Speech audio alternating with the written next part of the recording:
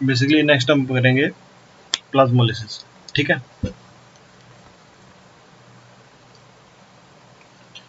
तो the behaviour of plant cell with regard to water movement depend on the surrounding solution. तो basically जो plant cell का behaviour है, उसकी जो वाटर की मूवमेंट है, वो उसकी सराउंडिंग सॉल्यूशन पे डिपेंड करेगी, ठीक है। If the external solution balances the osmotic pressure of the cytoplasm it is said to be isotonic. अगर जो एक्सटर्नल सॉल्यूशन है वो ऑस्मोटिक प्रेशर को बैलेंस कर ले, ठीक है, तो सॉल्यूशन कैसा होगा? सॉल्यूशन होगा isotonic. If the external solution is more dilute than cytoplasm it is said to be hypotonic. Basically अगर डाइल्यूट होगा मतलब कंसंट्रेशन लेस होगी, ठीक है, तो मतलब हाइपो मतलब लेस, तो होगी hypotonic. And if the external solution is more concentrated it is hypertonic, ठीक है। अगर एक्सटर्नल सॉल्यूशन क्या होगा? मोर कंसंट्रेटेड होगा तो वो होगा hypertonic. Cell swell in hypotonic solution and shrinks in hypertonic one. तो बेसिकली जो सेल्स हैं वो स्वेल करती है किसमें? हाइपोटोनिक सॉल्यूशन में, और श्रिंक करती है हाइपरटोनिक सॉल्यूशन में, ठीक है। उसके बाद होता है plasmolysis occurs when water move out of the cell, ठीक है। तो बेसिकली प्लाज्मोलिसिस कब होती है? जब वाटर बाहर निकलता है and the cell membrane of plant shrink away from its cell wall. और जो सेल मेम्ब्रेन है प्लांट सेल की, वो क्या कर जाती है? श्रिंक कर जाती है, ठीक है, ठीक है। तो this occurs when the cell is placed in a solution that is hypertonic, ठीक है। तो ये कब होगा? अभी एक चीज देखो कि जो सेल मेम्ब्रेन कैसे श्रिंक होगी, ठीक है, मतलब अगर एक सेल है, ठीक है, ये एक सॉल्यूशन में रखी है, तो इसके अंदर का वाटर बाहर क्यों निकलेगा? जब बाहर हाइपरटोनिक होगा मतलब बाहर कंसंट्रेशन ज़्यादा होगी, ठीक है, उसको डाइल्यूट करने के लिए, ठीक है। तो बेसिकली कब होगा? जब किसी हाइपरटोनिक में has more solute to the protoplasm. Water moves out. It is first lost from the cytoplasm and then from the vacuole. तो पहले तो वाटर लॉस होगा साइटोप्लाज्म से, और फिर उसके बाद किससे? वैक्यूल से। The water when drawn out of the cell through diffusion into the extracellular outside fluid causes the protoplast to shrink away from the walls. तो बेसिकली जो वाटर ड्रॉन हुआ है वो क्या है कि क्या करेगा? वो प्रोटोप्लास्ट को श्रिंक करेगा। The cell is said to be plasmolysed, और उस सेल को हम क्या बोलेंगे? प्लाज्मोलाइज्ड सेल बोलेंगे, ठीक है। The movement of water occurred across the membrane moving from an area of high water potential to an area of low water potential outside the cell. Basically जो मूवमेंट है water की वो क्या करेगी? इसको हाई वाटर पोटेंशियल से लो water potential की तरफ क्या होगी? मूवमेंट होगी वाटर की, ठीक है। What occupy the space between the cell wall and the shrunken stomata in plasmolized cell? Basically क्या चीज ऑक्यूपाई करती है सेल वॉल और shrunken stomata के अंदर? तो when the cells is placed in an isotonic solution there is no net flow of water, ठीक है। जब कोई भी सॉल्यूशन आइसोटोनिक सॉल्यूशन में होगा, कोई भी सेल, तो उसके अंदर कोई भी नेट फ्लो नहीं होगा मूवमेंट का, ठीक है। If the external solution balances the osmotic pressure of the it is said to be isotonic. मतलब अगर एक्सटर्नल सॉल्यूशन ऑस्मोटिक प्रेशर को बैलेंस कर ले तो उसको आइसोटोनिक बोलेंगे। And when the water flow into the cell out of the cell are in equilibrium the cells are said to be flaccid, ठीक है। तो बेसिकली सेल फ्लैसिड कब होती है? जब वाटर फ्लो सेल के अंदर भी और सेल के, कहने का मतलब ये है आइसोटोनिक में क्या है कि नेट फ्लो नहीं होगा, लेकिन वैसे वाटर अंदर भी जाएगा और बाहर भी निकलेगा, ठीक है। ये मत समझना कि नहीं जाएगा। तो बेसिकली इक्विलिब्रियम होगा जब इन और आउट का, तो उस कंडीशन को हम क्या बोलेंगे कि सेल जो है वो क्या है? फ्लैसिड है, ठीक है। तो basically the process of plasmolysis is usually reversible. Basically ये रिवर्सिबल प्रोसेस है। When the cells are placed in hypotonic solution, higher water potential or dilute solution as compared to cytoplasm, water diffuses into the cell causing the cytoplasm to build up a pressure gradient against the wall. तो basically plasmolysis क्या है, reversible process है, ठीक है। और जब cell को हम हाइपोटोनिक सॉल्यूशन के अंदर डाल देते हैं जहाँ हाई वाटर पोटेंशियल या फिर डाइल्यूट सॉल्यूशन होता है किसके कंपैरिजन में, साइटोप्लाज्म के कंपैरिजन में, तो उसमें क्या होता है कि जो वाटर है वो सेल के अंदर डिफ्यूज करता है और साइटोप्लाज्म बिल्डअप करता है अगेंस्ट द वॉल, ठीक है। और उस वॉल पे लगने वाले प्रेशर को हम क्या बोलते हैं, ट्रिगर प्रेशर। तो जो भी सेल के वॉल पे जो प्रेशर लगता है, ठीक है, उसको क्या बोलते हैं हम, ट्रिगर प्रेशर बोलते हैं, ठीक है। The pressure exerted by the protoplast due to entry of water against the rigid wall is called as pressure potential, ठीक है। जो उसके प्रोटोप्लास्ट के अंदर जो उसकी वाटर की एंट्री की वजह से जो वॉल्स के ऊपर प्रेशर होगा उसको प्रेशर पोटेंशियल बोलते हैं। Because of the rigidity of cell wall the cell do not rupture. Basically cell की रिजिडिटी की वजह से ही सेल जो है, सेल वॉल की रिजिडिटी की वजह से ही, किसकी रिजिडिटी की वजह से, सेल वॉल की रिजिडिटी की वजह से सेल रप्चर नहीं करती। This turgor pressure is ultimately responsible for enlargement and extension of growth of cells, ठीक है। तो बेसिकली ये ट्रिगर प्रेशर ही किसके लिए रिस्पॉन्सिबल है, एनलार्जमेंट और extension of growth of cells के लिए रिस्पॉन्सिबल है, ठीक है। उसके बाद आता है व्हाट वुड बी द साइपी of flaccid cell which organism other than plant possesses cell wall, ठीक है। उसके बाद नेक्स्ट आता है हमारा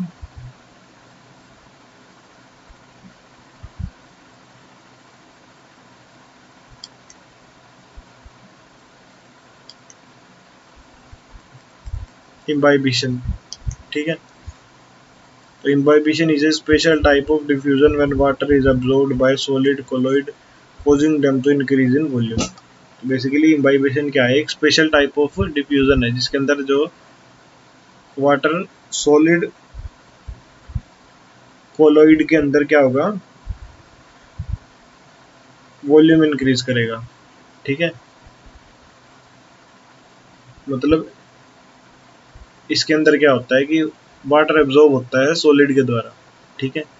और किस फॉर्म में, कोलोइड की फॉर्म में, और उससे क्या होता है, उसकी वॉल्यूम इंक्रीज होती है। The classical example of imbibition or absorption of water by seed, ठीक है। तो क्या example, water by seed and dry wood, ठीक है। तो द प्रेशर, आपने देखा हो कि कभी जैसे बारिश वगैरह आती है तो हमारे गेट के दरवाजे टाइट हो जाते हैं ना, तो वो इसी कारण से होते हैं, उसके अंदर इम्बाइबेशन हो जाता है, ठीक है। तो the pressure that is produced by the swelling of wood has been used by prehistoric man to split rocks and boulders. तो बेसिकली इस प्रेशर को जो प्री हिस्टोरिक मैन है उन्होंने यूज किया है रॉक और बोल्डर्स को। मतलब जैसे एक रॉक है, ठीक है, उसके बीच में गड्ढा है, मतलब उसके बीच में स्पेस है, तो वो क्या करेंगे, इनको लकड़ी को इसके अंदर रख देंगे, तो जब बारिश आएगी तो वो स्वेल करेगी, ठीक है, वो स्वेल करेगी तो इसको ऐसे क्रैक कर देगी, ठीक है। तो बेसिकली वो क्या करते थे, रॉक वगैरह को तोड़ने के लिए इसका इस्तेमाल करते थे। If it were not for the pressure due to imbibition seedling would not have been able to emerge out, ठीक है। अगर इम्बाइबेशन का प्रेशर नहीं होता, ठीक है, अगर इम्बाइबेशन का प्रेशर नहीं होता तो जो सीडलिंग निकलता है सीड में से वो भी नहीं हो पाता, ठीक है। And they probably would not have able to establish, ठीक है। तो बेसिकली जो सीड है वो अंकुरित ही नहीं हो पाता, मतलब वो जो फट के बाहर आता है ना, वो भी नहीं हो पाता, ठीक है। उसके बाद नेक्स्ट हमारा आता है imbibition is also diffusion since water movement is along concentration gradient. तो बेसिकली ये भी एक तरह से डिफ्यूजन ही है, क्योंकि जो वाटर की कंसंट्रेशन है वो कंसंट्रेशन ग्रेडियंट के अलोंग हो रही है, ठीक है। The seed and the other such material have almost no water hence they absorb water easily. तो बेसिकली जो सीड और जो अदर मटेरियल है उनके अंदर वाटर नहीं होता, ठीक है। तो बेसिकली इसी वजह से वो क्या करते हैं, वाटर को इजीली अब्सॉर्ब कर लेते हैं। अब जिसके अंदर जिस चीज़ की कमी होगी वो उस चीज़ को इजीली अब्सॉर्ब भी करेगा। Water potential gradient between the absorbent and liquid imbibed is essential for imbibition. Basically water potential का ग्रेडियंट होना किसके किसके बीच में, एब्सॉर्बेंट और लिक्विड इम्बाइब के बीच में, वो क्या है, इम्पोर्टेंट है इम्बाइबेशन के लिए। In addition for any substance to imbibe any liquid affinity between the adsorbent and the liquid is a prerequisite. Basically liquid जो एडजॉर्बेंट है और जो लिक्विड है उनके बीच में एफिनिटी होना एक रिक्वायरमेंट है। ठीक है, मतलब अगर वो एक दूसरे के तरफ एफिनिएटेड मतलब अट्रैक्टेड नहीं होंगे तो वो चीज़ जरूरी है इम्बाइबेशन होने के लिए। ठीक है, अगर वो रिपल्सिव है एक दूसरे से तो फिर उसमें इम्बाइबेशन नहीं होगा। किसके किसके बीच में, एडजॉर्बेंट और लिक्विड के बीच में। ठीक है, उसके बाद आता है long distance transport of water. ठीक है, तो बेसिकली इसके अंदर क्या है कि at some earlier stage, you might have carried out experiment where you had placed a twig bearing white flowers in colored water and had watched it turn color. On examining the cut end of the twig after a few hours, you had noted the region through which the colored water moved. ठीक है, that experiment very easily demonstrates the path of water move is through the vascular bundle, more especially through the xylem. तो basically इसके अंदर आपने देखा हो कि आप किसी ट्विग के वाइट फ्लावर को, ठीक है, कलर्ड वाटर में डाल देते हो, फिर उसको कट करते हो तो उसके अंदर आपको कलर अपीयर होता है। ठीक है, तो बेसिकली वो वाटर कहाँ से जाता है, वो वाटर जाइलम के अंदर से जाता है। तो now we have to go further and try and understand the mechanism of movement of water. Basically जो वाटर की मूवमेंट है वो कैसे होती है, इसके बारे में हमें डिस्कस करना है। तो long distance transport of substance within a plant cell can not be by diffusion alone.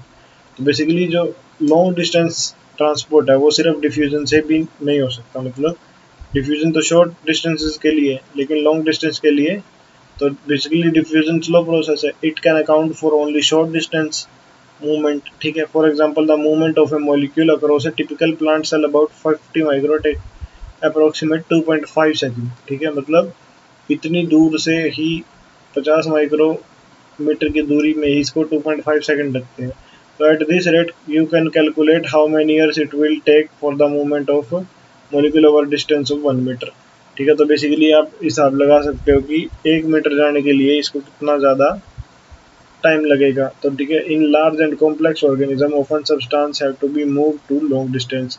ठीक है, तो लार्ज और कॉम्प्लेक्स ऑर्गेनिज्म में जो सब्सटेंस है वो लॉन्ग डिस्टेंसेस तक जाते हैं। Sometimes the site of production और absorption and site of storage are too far from each other. Basically जो साइट जो प्रोडक्शन की है, मतलब जो फूड वगैरह या पीजीआर वगैरह या हॉर्मोन्स वगैरह अलग अलग, तो बेसिकली और उनकी एब्जॉर्प्शन या उनकी स्टोरेज अलग अलग जगह, तो उसका ट्रांसपोर्ट करना भी जरूरी है। डिफ्यूजन और active transport would not suffice. ठीक है, तो बेसिकली डिफ्यूजन या फिर एक्टिव ट्रांसपोर्ट से ही काम नहीं चलेगा। Special long distance transport system become necessary so as to move substance across long distance. तो बेसिकली जो लॉन्ग डिस्टेंस ट्रांसपोर्ट है वो नेसेसरी हो जाता है कि सब्सटेंस को लॉन्ग डिस्टेंस तक हम मूव कर सके एट ए फास्टर रेट। ठीक है, उसके बाद आता है water and mineral and food are generally moved by mass और बल्क फ्लो। तो बेसिकली जो वाटर मिनरल फूड है वो मास या फिर बल्क फ्लो सिस्टम के थ्रू। तो mass flow is the movement of substance in a bulk और en masse from one point to another point as a result of pressure difference between the two points. तो basically जो mass flow होता है वो किसके form में होता है, बल्क के फॉर्म में या फिर इन मासे।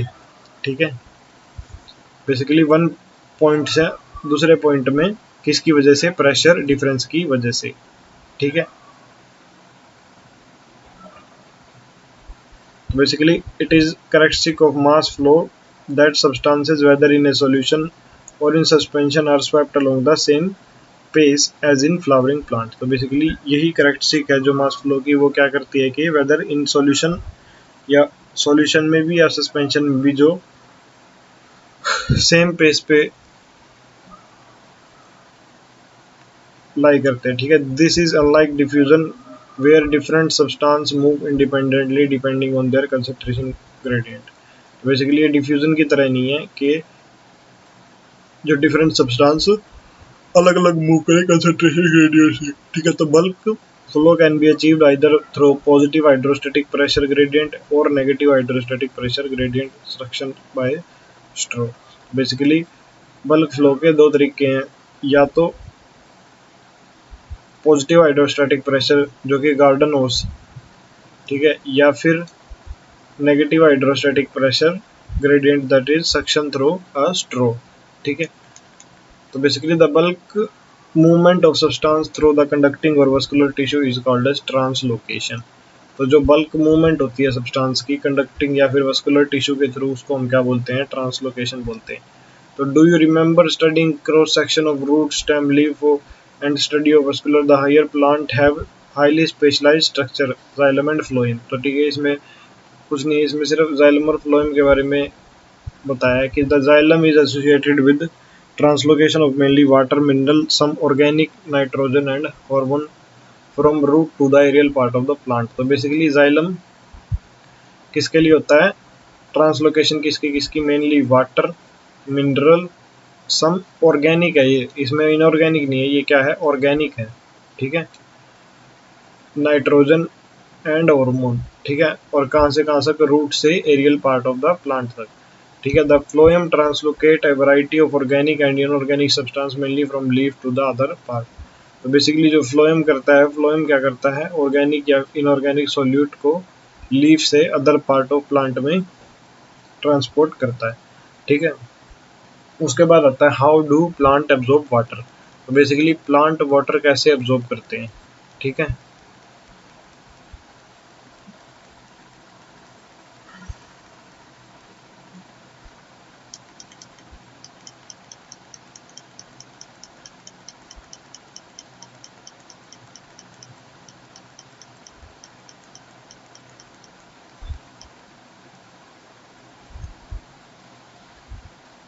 We know that the root absorbs most of the water that goes into the plant, obviously that is why we apply water to the soil and not to the leaves, ठीक है। The responsibility of absorption of water and mineral is more specifically the function of root hair that are present in millions, ठीक है। तो basically जो water की absorption है वो किसके थ्रू होती है, रूट के थ्रू होती है, और रूट के अंदर भी किसके थ्रू होती है, रूट हेयर के थ्रू होती है, ठीक है। तो रूट हेयर क्या होते हैं, थिन वॉल्ड होते हैं, सिलेंडर एक्सटेंशन होते हैं, ठीक है, एपिडर्मल सेल होती है, ठीक है, और क्या करती हैं, सरफेस एरिया इंक्रीज करती है किसके लिए, एब्जॉर्प्शन के लिए, ठीक है।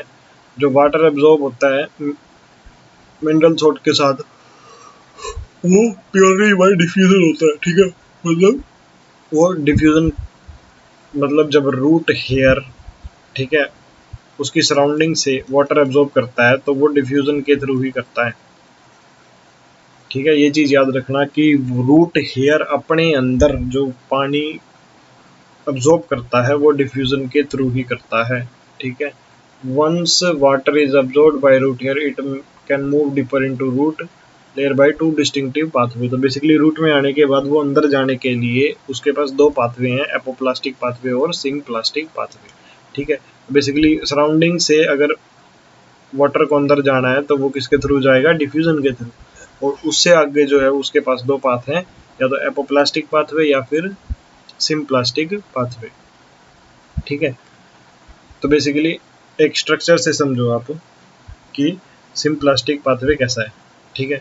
बेसिकली जितना भी ये अंदर से एक सेल से दूसरी सेल के अंदर से ये है, ये क्या है, सिंप्लास्टिक पाथवे, मतलब कोई लिक्विड है या जो भी मटेरियल है वो सेल के अंदर से ट्रेवल कर रहा है, ठीक है। लेकिन जो एपोप्लास्टिक पाथवे है उसके अंदर क्या है कि ये सेल के इंटरसेलुलर स्पेसेस या सेल वॉल के पास से मूव करेगा, मतलब ये किसी भी सेल के अंदर नहीं जाएगा और ये उसके इंटरसेलुलर स्पेसेस या उसकी सेल वॉल से पास करेगा, ठीक है। तो इसमें आगे डिफाइन किया हुआ है, the apoplastic is the system of adjacent cell wall that is continuous throughout the plant except the Casparian strip of endodermis in the roots, ठीक है। बेसिकली ये सिस्टम एडजेसेंट सेल के लिए होता है, मतलब एक दूसरे से आगे आगे वाली जो सेल्स होती हैं जो कॉन्टिन्यूस होती है, सिर्फ किसको छोड़ के, कैस्पेरियन स्ट्रिप किसकी, एंडोडर्मिस ऑफ रूट की, ठीक है।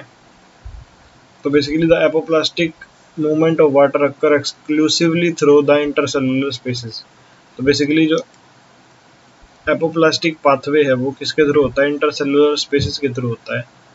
ठीक है, ये जो इंटरसेलुलर स्पेसिस है दो सेल के बीच में, जैसे इधर भी एक सेल होगी तो इसके बीच में इंटरसेलुलर स्पेसिस और the wall of the cell, ठीक है, या उसकी वॉल के अंदर से। तो movement through the apoplast does not involve crossing the cell membrane. तो बेसिकली जो जो भी चीज़ है वो सेल मेम्ब्रेन को क्रॉस नहीं करेगी। मतलब कैसे कि जैसे एक सेल है, ठीक है, उसके बाहर सेल वॉल है, तो बेसिकली जो वाटर या लिक्विड आया वो सेल वॉल के अंदर से ही चला गया, उसको सेल मेम्ब्रेन क्रॉस करने की ज़रूरत ही नहीं पड़ी, उसको सेल मेम्ब्रेन क्रॉस करने की ज़रूरत ही नहीं पड़ी। तो बेसिकली वो किस तरह की मूवमेंट के थ्रू होता है, वो एपोप्लास्टिक मूवमेंट के थ्रू से होता है। तो this movement is dependent on gradient. तो बेसिकली ये ग्रेडियंट के ऊपर डिपेंड करती है, ठीक है। The apoplast does not provide any barrier to water movement, ठीक है। तो बेसिकली ये वाटर मूवमेंट के ऊपर भी कोई बैरियर नहीं लगाता। And water movement is through mass flow, ठीक है, और वाटर का जो मूवमेंट है वो मास फ्लो के थ्रू होता है। As water evaporates into intercellular spaces और the atmosphere, tension develop in the continuous stream of water in the evoplast, hence mass flow of water occur due to the adhesive and cohesive property of water। तो basically जो water है वो evaporate करता है intercellular spaces से, और उसके अंदर क्या होता है, एक टेंशन डेवलप होती है, ठीक है, कॉन्टिन्यूस स्ट्रीम ऑफ वाटर की वजह से, ठीक है, किसके अंदर, एपोप्लास्ट के अंदर, और उसकी वजह से क्या होता है, मास फ्लो होता है, ठीक है, दोनों कोहेसिव भी और एडेसिव दोनों प्रॉपर्टीज की वजह से, किसकी, वाटर की, ठीक है। उसके बाद आता है हमारा सिम्प्लास्टिक पाथवे। तो नेक्स्ट हमारा आता है भी सिम। तो the symplastic system is the system of interconnected protoplast. तो बेसिकली जो सिम्प्लास्टिक सिस्टम है, ठीक है, एपोप्लास्टिक में तो क्या था कि जो ये है ये ऐसे सेल वॉल या इंटरसेलुलर स्पेसेस से मूव करेगी, लेकिन सिम्प्लास्टिक में क्या है कि ये इंटरकनेक्टेड सिस्टम, जो इंटरकनेक्टेड प्रोटोप्लास्ट है, मतलब एक सेल का, एक इस सेल के सेल से ये प्रोटोप्लास्ट कनेक्टेड है इस छेद से, ठीक है। तो उसके बाद neighbouring cell are connected through cytoplasmic strand that extend through plasmodesmata. तो बेसिकली ये साइटोप्लाज्मिक स्ट्रैंड से कनेक्टेड होते हैं, जिन्हों क्या बोलते हैं, plasmodesmata. During symplastic movement the water travel through the cell, their cytoplasm intercellular movement is through plasmodesmata, ठीक है। तो जो वाटर है वो प्लाज्मोडेस्माटा के थ्रू ट्रेवल करता है। Water has to enter the cell through the cell membrane, ठीक है। तो बेसिकली इसके अंदर क्या है, इसके अंदर क्या था, एपोप्लास्टिक में क्या था कि सेल मेम्ब्रेन क्रॉस ही नहीं करनी पड़ती थी, ठीक है। मतलब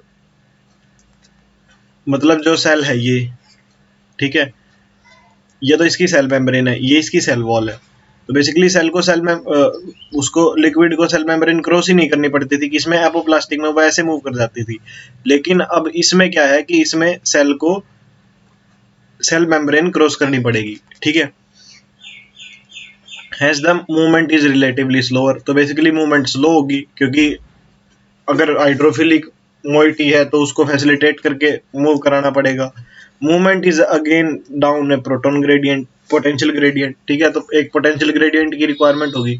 symplastic movement may be aided by cytoplasmic streaming, ठीक है, साइटोप्लाज्मिक स्ट्रीमिंग से भी करी जा सकती है। You may have observed cytoplasmic streaming in cells of Hydrilla leaf, ठीक है। The movement of chloroplast due to streaming is easily visible. तो बेसिकली हाइड्रिला लीफ में क्या होती है, मूवमेंट कैसे होती है, साइटोप्लाज्मिक स्ट्रीमिंग से, ठीक है। उसके बाद आता है most of water flow in the root occur via apoplast, ठीक है। तो बेसिकली जो मेजरली जो वाटर का फ्लो है वो किसके थ्रू होता है, एपोप्लास्ट के थ्रू, मतलब सेल वॉल के या इंटरसेलुलर स्पेसेस से। Since the cortical cells are loosely packed, जो कॉर्टिक्स की सेल्स है हमने पढ़ा है उसके अंदर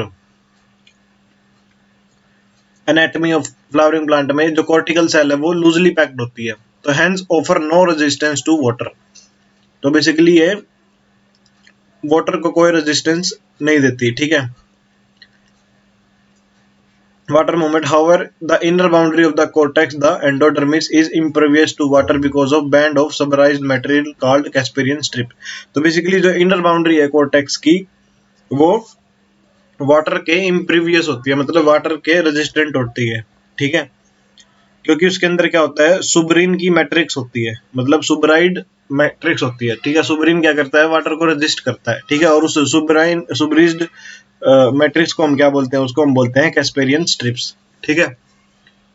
उसके बाद है water molecule are unable to penetrate the layer so they are directed to wall region that are not suberized, ठीक है। अगर वाटर पेनिट्रेट ना कर पाए तो उसको दूसरे रीजन में भेज दिया जाता है जिस वॉल की सुब्रीन ना प्रेजेंट हो, into the cell and proper through the membrane, ठीक है। The water then move through the symplast and again cross the membrane to reach the cell of the xylem, ठीक है। जिसके अंदर सुब्रीन प्रेजेंट हो उसके अंदर फिर क्या करवाया जाता है कि सिम्प्लास्ट करवाया जाता है, ठीक है। तो वाटर सेल के मेम्ब्रेन क्रॉस करवाई जाती है और फिर उसमें क्या होगा, सिम्प्लास्टिक मूवमेंट होगी। तो the movement of water through the root layer is ultimately symplastic in the endodermis. तो बेसिकली जो मूवमेंट है वाटर की रूट लेयर के अंदर वो बेसिकली सिम्प्लास्टिक है, ठीक है। तो this is the only way water and other solute can enter the vascular cylinder, ठीक है। तो बेसिकली यही एक तरीका है जिसके अंदर जो वाटर है वो वस्कुलर सिलेंडर या फिर वस्कुलर जो हमारे जाइलम फ्लोएम है उनके अंदर एंटर कर सके और फिर बाद में उसको ट्रांसपोर्ट किया जा सके। Once inside the xylem, water is again free to move between the cell as well as through them, ठीक है। जाइलम में आने के बाद, ठीक है, बेसिकली अगर मैं आपको एक्सप्लेन करूं तो जैसे ये रूट एयर से ये दिखाया हुआ है, ठीक है। तो बेसिकली ये मूवमेंट कैसे हो रही है, ये रूट एयर ने लिया, ठीक है। ये बेसिकली स्टार्टिंग में तो गया एपोप्लास्टिक, मतलब ये इंटरसेलुलर स्पेसिस से गया, ठीक है। अब यहाँ पे क्या हुआ कि एंडोडर्मिस में जो एक एस्पेरियन स्ट्रिप है ये क्या है, ये सुब्रीन की स्ट्रिप है, मतलब ये क्या करेगी, वाटर को रेजिस्ट करेगी। तो यहाँ पे वाटर को क्या करना पड़ेगा, यहाँ पे वाटर को सेल मेम्ब्रेन के अंदर से क्रॉस करना पड़ेगा, मतलब यहाँ पे इसको सिम्प्लास्टिक मूवमेंट शो करना पड़ेगा, ठीक है। और फिर वो क्या करेगा, इसके अंदर एंटर करेगा, ठीक है। और फिर उसके बाद जो वाटर है वो इधर जाइलम के पास चला जाएगा, ठीक है। एपोप्लास्टिक ये है कि जो सेल की जो साइड से वाटर पास कर रहा है, ठीक है। और कैस्पेरियन स्ट्रिप के बाद क्या होगा, सिम्प्लास्टिक मूवमेंट होगा। तो basically in young root water enter directly into the xylem vessel और ट्रैकेड। बेसिकली जो यंग रूट के अंदर वाटर डायरेक्टली जाइलम वेसल या फिर ट्रैकेड में एंटर करता है। They are non living conducts so are part of apoplast. तो बेसिकली ये नॉन लिविंग है, ट्रैकेड भी नॉन लिविंग है और वेसल भी नॉन लिविंग है। तो ये बेसिकली किसका काम करते हैं, एपोप्लास्ट का काम करते हैं। The path of the water and mineral into the root vascular system is summarised in figure 11.7। तो बेसिकली इसके अंदर एक समरी दी हुई है कि कैसे कैसे होता है। तो बेसिकली इसके अंदर ये जो रेड वाला सिम्प्लास्टिक क्यों बताया गया है, तो क्योंकि ये कुछ जगह पे सिम्प्लास्टिक भी शो कर रहा है, मतलब इसके अंदर देखो ये सिम्प्लास्टिक भी शो कर रहा है। लेकिन बेसिकली ऐसे होता है कि आगे तो ओपोप्लास्टिक होता है, क्योंकि कॉर्टिकल जो ये कॉर्टेक्स की सेल है इसके अंदर स्पेस होता है, इंटरसेलुलर स्पेस होता है, ठीक है। तो बेसिकली इसके अंदर एपोप्लास्टिक होना जो मतलब इजी होता है, तो एपोप्लास्टिक होता है। और कैस्पेरियन स्ट्रिप के बाद क्या है, सिम्प्लास्टिक, मतलब वो सेल मेम्ब्रेन के थ्रू और फिर वो किसके अंदर चली जाती है, वो जाइलम के अंदर पहुंच जाती है, ठीक है। तो some plants have additional structure associated with them that help in water and mineral absorption, ठीक है। कुछ प्लांट के अंदर एडिशनल स्ट्रक्चर होते हैं, ठीक है। A mycorrhiza is a symbiotic association, ठीक है। बेसिकली जो माइकोराइजा है वो क्या है, एक सिम्बायोटिक एसोसिएशन है, ठीक है। किसकी? फंगस की, विद अ रूट सिस्टम, जिसके साथ क्या है? एक रूट सिस्टम है। तो the fungal filament form a network around the young root और they penetrate the root cell. ठीक है, तो बेसिकली जो फंगल फिलामेंट है वो क्या करता है? एक नेटवर्क बनाता है, ठीक है, रूट के थ्रू, और उसके अंदर रूट सेल के अंदर पेनिट्रेट कर जाता है। बेसिकली माइकोराइजा क्या है? माइकोराइजा रूट्स और फंगस के सिम्बायोटिक एसोसिएशन है। तो बेसिकली वो क्या करता है कि एक फिलामेंट नेटवर्क बनाता है और वो यंग रूट के अंदर पेनिट्रेट कर जाता है। ठीक है, तो the hyphae have a very large surface area. ठीक है, तो जो वहां पे हाइफे होते हैं उनका जो सरफेस एरिया है वो बहुत लार्ज होता है। ठीक है, that absorb mineral ions and water from the soil. ठीक है, जो कि मिनरल आयंस या फिर वाटर सोइल से एब्जॉर्ब करता है from a much large volume of the soil. ठीक है, बेसिकली जो हाइफे हैं वो क्या करते हैं? वाटर एब्जॉर्ब करके रूट्स को देते हैं। ठीक है, ए रूट कैन नॉट डू। तो बेसिकली वो क्या करते हैं? हाइफे का जो सरफेस एरिया बहुत ज्यादा होता है तो वो मिनरल्स और आयंस और वाटर को एब्जॉर्ब करके किसको देता है? रूट को। The fungus provide mineral and water to roots. तो बेसिकली जो फंगस है वो क्या प्रोवाइड करती है? बेसिकली मिनरल और वाटर प्रोवाइड करती है रूट को। In turn the root provide sugar and N containing compounds. तो बेसिकली उसकी टर्न में जो रूट क्या प्रोवाइड करती है? शुगर और नाइट्रोजन कंटेनिंग कंपाउंड। किसको? माइकोराइजा को। ठीक है, फंगस क्या प्रोवाइड करती है? मिनरल और वाटर, और रूट क्या प्रोवाइड करती है? शुगर मतलब कार्बोहाइड्रेट वगैरह, और नाइट्रोजन कंटेनिंग कंपाउंड। ठीक है, some plant have an obligate association with mycorrhiza. कुछ प्लांट्स है जिसकी ऑब्लिगेट एसोसिएशन है माइकोराइजा के साथ। उसके एग्जाम्पल क्या क्या है? Pinus seed can not germinate and establish without the presence of mycorrhiza. Obligate पर एसोसिएशन का मतलब है कि उसके बिना उसकी जिंदगी संभव नहीं है। मतलब पाइनस का एक ऐसा सीड है जो कि जर्मिनेट ही नहीं कर सकता बिना माइकोराइजा की प्रेजेंस के। ठीक है, तो उसके बाद आता है हमारा वाटर मूवमेंट अप ए प्लांट। ठीक है, तो बेसिकली इसके अंदर क्या बताया गया है? Water movement up A plant. We looked at how plant absorb water from soil and move it into the vascular tissue. ठीक है, तो बेसिकली हमने देखा कि प्लांट कैसे एब्जॉर्ब करता है वाटर और उसको कैसे वस्कुलर टिश्यू जाइलम तक पहुंचाता है। We now have to try and understand how this water is transported to various part of plant. तो बेसिकली अब हमें देखना है कि इसके अंदर हमने पढ़ लिया कि ये जाइलम तक पहुंच जाता है ऐसे रूट एयर के थ्रू, ये जाइलम तक सिम्प्लास्टिक एपोप्लास्टिक मूवमेंट शो करके पहुंच जाता है। अब जाइलम के आने के बाद इससे आगे कहाँ कैसे जाएगा वाटर? ठीक है, तो is the water movement active और इज इट स्टिल पैसिव? तो बेसिकली अब जो वाटर मूवमेंट है वो एक्टिव है या फिर पैसिव है। Since the water has to moved up a stem against gravity, what provide energy for this? तो बेसिकली एक वाटर को, जैसे एक ट्री है, वाटर को नीचे से ऊपर जाना पड़ता है, मतलब वो अगेंस्ट द ग्रेविटी हो गया, ग्रेविटी के नीचे लगती है जी।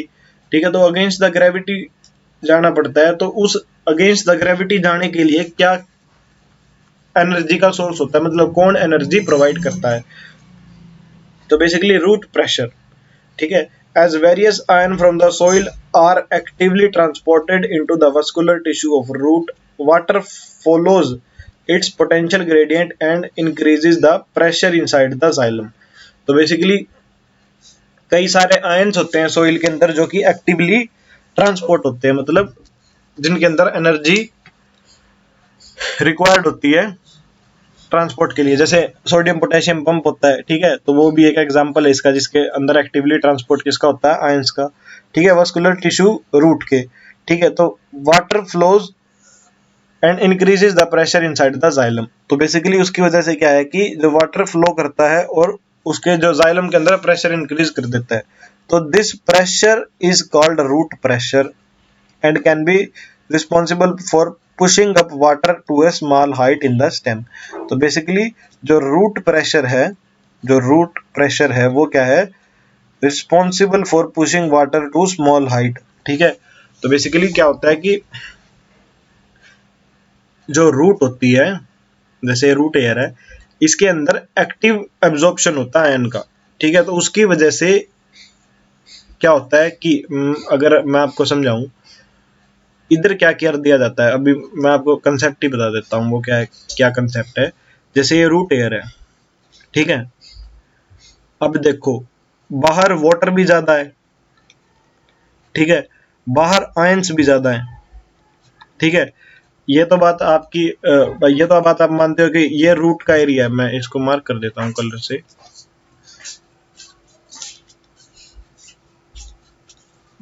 बेसिकली इसके अंदर वाटर भी ज्यादा है और आयंस भी ज्यादा है। ठीक है, तो अब इसके अंदर कैसे होगा कि मतलब ये तो उल्टा ग्रेडियंट हो गया। ठीक है, वाटर भी ज्यादा आयंस भी ज्यादा, तो इधर क्या कर दिया जाता है, जो आयंस का है, आयंस का एक्टिव एब्जॉर्प्शन कर लिया जाता है। तो क्या कर दिया जाता है, इधर आयंस इकट्ठे कर दिए जाते हैं और ये जो रूट एयर है इसको हाइपरटोनिक कर दिया जाता है। ठीक है, इसको हाइपरटोनिक कैसे होता है, ये एक्टिव एब्जॉर्प्शन से, मतलब सोडियम पोटेशियम पंप वगैरह, मतलब ऐसे पंप लगा के आयंस जो है वो क्या कर दिए जाते हैं, पंप प्रोटीन की बात है इसमें। ठीक है, तो हाइपरटोनिक कर दिया जाता है इसको। और फिर यहाँ पे जो वाटर है, तो अभी इधर हाइपरटोनिक हो गया तो इधर वाटर पोटेंशियल ज्यादा होगा, तो वाटर पोटेंशियल क्या करेगा, हाई वाटर पोटेंशियल से लो वाटर पोटेंशियल की तरफ वाटर क्या करेगा, मूव करेगा। ठीक है, तो बेसिकली इसके अंदर फिर एक वाटर की मूवमेंट की वजह से एक रूट प्रेशर आ जाता है, तो वो कुछ हाइट तक ही वाटर को आगे पहुंचा सकता है। तो how can we see that the root pressure exist. ठीक है, choose a small soft stemmed plant on a day where there is plenty of atmospheric moisture, cut the stem horizontally near the base with a sharp blade early in the morning, you will soon see drops of solution oozes out of the cut stem, this come out due to positive root pressure। तो basically इसके अंदर ये बताया गया है कि plant को अगर हम कट कर दे तो उसके अंदर एक सॉल्यूशन निकलेगा, मतलब एक स्टेम के अंदर से। तो वो बेसिकली किसकी वजह से होता है, वो रूट प्रेशर की वजह से। If you fix a rubber tube to the cut stem as a sleeve, you can actually collect and measure the rate of exudation and also determine the composition of exudates. तो basically अगर आप उधर polythene वगैरह लगाओ तो आप उसका composition और उसका जो रेट है कि किस रेट से वो बाहर निकल रहा है वो भी आप कैलकुलेट कर सकते हो। तो effect of root pressure is also observable at night. तो बेसिकली रूट प्रेशर को हम नाइट में भी ऑब्जर्व कर सकते हैं। ठीक है, एंड अर्ली मॉर्निंग। ठीक है, व्हेन इवेपोरेशन इज लो। तो बेसिकली जब इवेपोरेशन लो होता है तो तब हम उस टाइम पे इसको क्या कर देते हैं, ऑब्जर्व कर सकते हैं। ठीक है,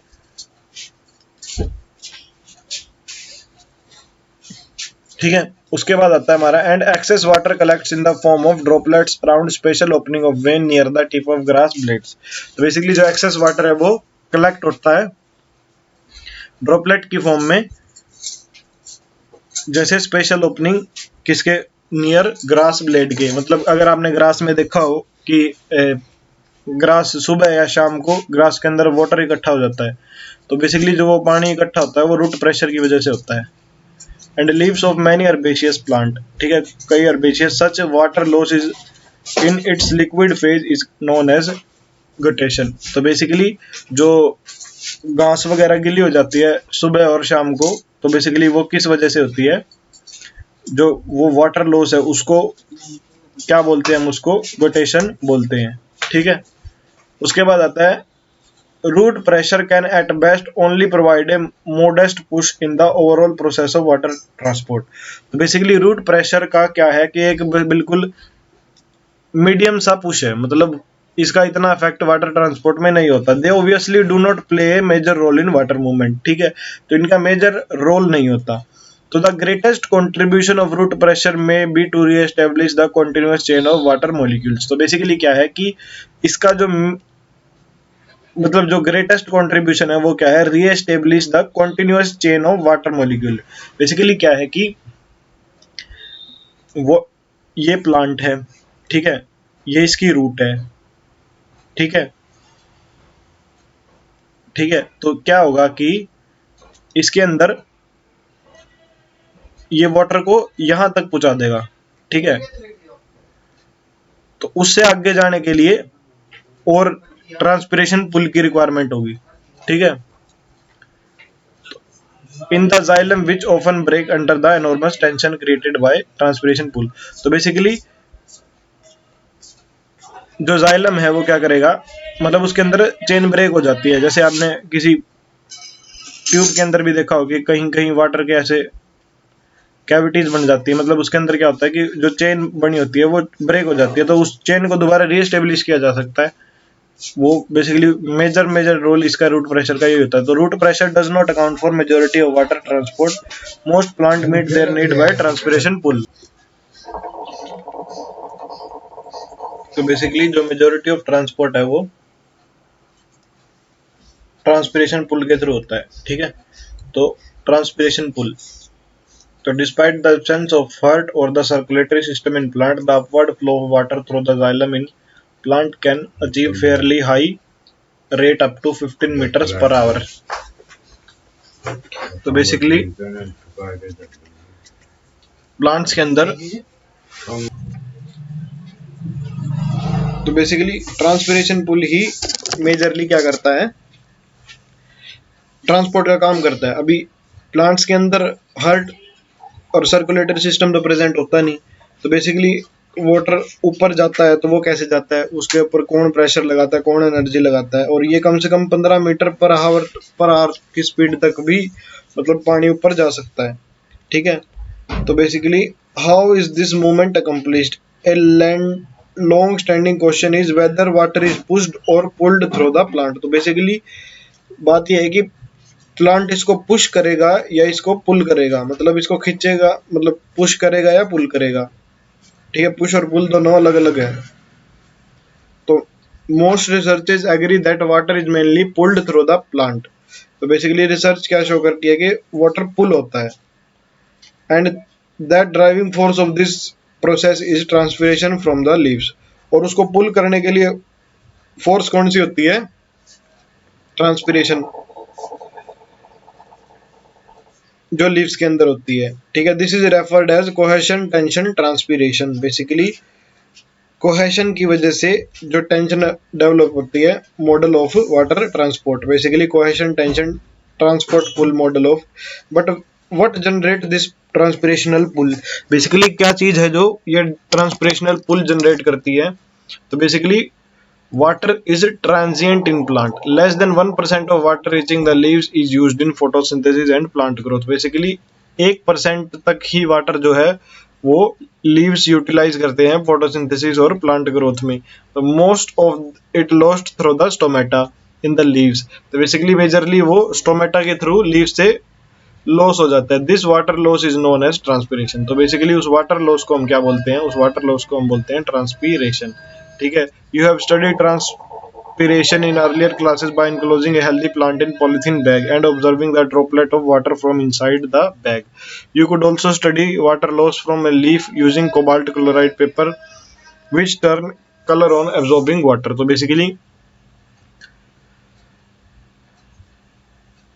आप ट्रांसपिरेशन को ऑब्जर्व कर सकते हो पॉलिथीन बैग लगा के, कि वो पॉलिथीन बैग में वाटर इकट्ठा हो जाएगा, उसके अंदर वाटर की ड्रॉपलेट आ जाएगी, ठीक है। और आप वाटर का लॉस कोबाल्ट क्लोराइड पेपर से भी चेक कर सकते हो कि वो कलर चेंज कर लेता है वाटर अब्जॉर्ब करने के। तो बेसिकली ये नीट में क्वेश्चन बन सकता है कि कोबाल्ट क्लोराइड का को अगर वाटर के अंदर डाल दे तो उसके अंदर क्या होगा, तो बेसिकली वो अपना कलर चेंज कर लेगा, ठीक है। तो देखो ऐसे एनसीईआरटी से क्वेश्चन बन सकते हैं, ठीक है। तो बेसिकली कैसे जो वाटर का ट्रांसपोर्ट होता है वो कैसे होता है, वो ट्रांसपिरेशन पुल से होता है। बेसिकली क्या होता है कि लीव्स है, ठीक है। तो लीव्स के अंदर क्या होगा, ट्रांसपिरेशन होगा तो वाटर का लॉस होगा, ठीक है। तो यहाँ पे वाटर की कमी होगी, ठीक है। तो वो कमी क्या करती है, वो उसको पुल करती है। जो नीचे वाटर होता है कुछ हाइट तक तो वाटर रूट प्रेशर ले आता है, फिर उससे आगे जो लेके जाता है वो ट्रांसपिरेशन पुल लेके जाता है, ठीक है। उसके बाद आता है ट्रांसपिरेशन, ठीक है। Basically transpiration is the evaporative loss of water by plants. तो बेसिकली ट्रांसपिरेशन क्या है, एक इवेपोरेटिव लॉस है वाटर का, and it occurs mainly through stomata. तो बेसिकली वो स्टोमेटा के थ्रू ही होता है। Beside the loss of water vapour in transpiration exchange of oxygen and carbon dioxide in the leaf also occur through this stomata. तो basically water loss के साथ साथ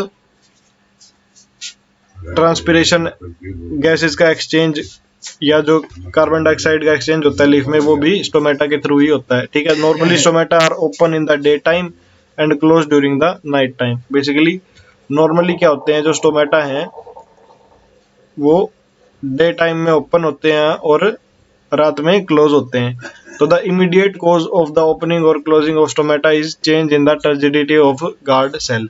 तो बेसिकली जो ओपनिंग और क्लोजिंग होती है स्टोमेटा की, वो किस के ऊपर होती है, वो गार्ड सेल की टर्जिडिटी पे बेसिस पे होती है। ठीक है, तो the inner wall of the each guard cell towards the pore or stomatal apparatus is thick and elastic. When turgidity increases within the two guard cell flanking each stomatal aperture or pore, the thin outer wall bulges out and the force of the inner wall are crescent phase. तो basically stomata की opening और closing कैसे होती है? Stomata की opening और closing होती है उसकी turgidity से। ठीक है, the opening of stomata is aided due to orientation of microfibre in the cell wall of guard cell. Cellulose microfibre are oriented radially rather than longitudinally, make it easier for stomata to open. When the guard cell lose turgidity due to water loss, the elastic inner wall regain the original shape and the guard cell become flaccid and the stomata closes. तो basically इसके अंदर क्या होता है कि जब cell turgid हो जाती है, मतलब जो गार्ड सेल है वो टर्जिड हो जाती है, तो बेसिकली क्या होता है, स्टोमेटा ओपन हो जाता है। ठीक है, और जब वो फ्लैसिड हो जाती है, ठीक है, जब वो टर्जिडिटी लॉस कर देती है, तो बेसिकली जो उसकी इनर लेयर है वो ओरिजिनल शेप गेन करके और क्या कर देती है, स्टोमेटा क्लोज हो जाता है। ठीक है, बेसिकली अगर इसमें आपको मैं बताऊं तो देखो ऐसे, ओपनिंग का तो देखो ऐसे। ठीक है, बेसिकली ओपनिंग में क्या होगा कि जैसे ये कुछ ऐसे थी, ठीक है, और ये बिल्कुल ही क्लोज थी। ठीक है, तो बेसिकली जब ये टर्जिड होगी तो ये क्या होगी, मतलब इसके अंदर वाटर पूरा फिल्ड अप हो जाएगा, तो बेसिकली स्टोमेटा क्या करेगा, ओपन कर जाएगा। ठीक है, बेसिकली ये दूर दूर दूर हो जाएंगे। जैसे आपने एक ट्यूब देखी हो, जैसे जो स्विमिंग ट्यूब होती है, अगर वो वैसे अगर हम देखें तो वो ज्यादा एरिया कवर करती है ऐसे, और लेकिन अगर उसके अंदर हम एयर डाल दे तो वो बेसिकली मतलब कम कम एरिया कवर करती है उसके कंपैरिजन में। मतलब ऐसे एरिया नहीं, मतलब वो जो राउंड राउंड, मतलब वो सिलेंड्रिकल फॉर्म में हो जाती है, तो सेम इसमें ऐसे है। और अगर क्लोज में क्या होगा, जब ये टर्जिडिटी दोबारा लूज कर देगा तो बेसिकली ये वैसा का वैसा ही दोबारा हो जाएगा। तो बेसिकली जब सेल फ्लैसिड होती है, मैं ये मार्क कर देता हूँ, जब सेल फ्लैसिड होती है तो स्टेमेटा क्लोज होता है। ठीक है, और जब टर्जिड होती है, ठीक है, जब टर्जिड होती है तो स्टेमेटा क्या होता है, ओपन होता है। ठीक है, और जो सेलुलोज के माइक्रोफाइब्रिल है वो कैसे अरेंज होते हैं, वो रेडियली अरेंज होते हैं। जो सेलुलोज के जो माइक्रोफाइब्रिल है वो रेडियली अरेंज होते हैं, ना कि लॉन्गिट्यूडिनली। ठीक है, तो basically usually the lower surface of dorsiventral leaf has greater number of stomata while in isobilateral the often monocot leaves they are about equal on both the surface. Basically dicot leaf में dorsiventral, ये ना उसमें भी करी आपने line anatomy वाले chapter में, और ये इसमें भी, और ये इंपॉर्टेंट लाइन है भाई सब बहुत। ठीक है, डाइकोट में तो क्या है, लोअर सरफेस पे ज्यादा है। ठीक है, क्या, स्टोमेटा। ठीक है, और मोनोकोट में क्या है,